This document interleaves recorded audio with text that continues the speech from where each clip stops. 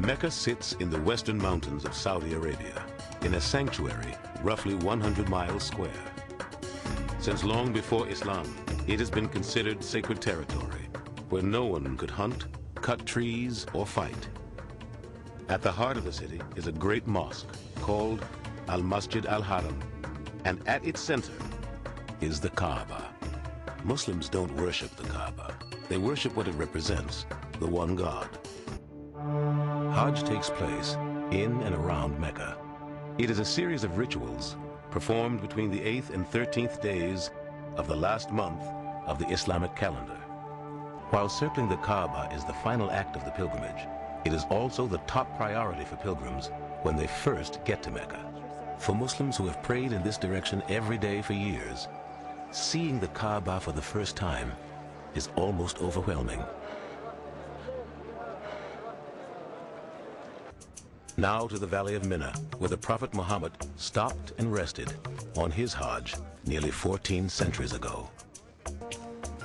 This is a town that grows from virtually 0 to 2 million people overnight. At dawn on the next day, the camps stir with anticipation for the greatest day of the Hajj. 2 million people are off to the plain of Arafat. Some 50,000 vehicles clog the roads.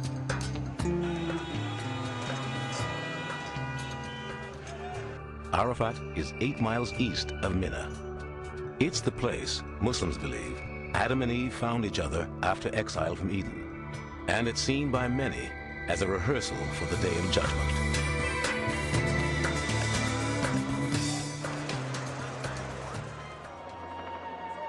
It's Judgment Day. All the trappings of life sort of fall away and you see these people in front of God Almighty. And that's all there is. A strange quiet descends in the afternoon as people turn inward. It's called the Standing at Arafat. Only when the sun has set can pilgrims leave Arafat.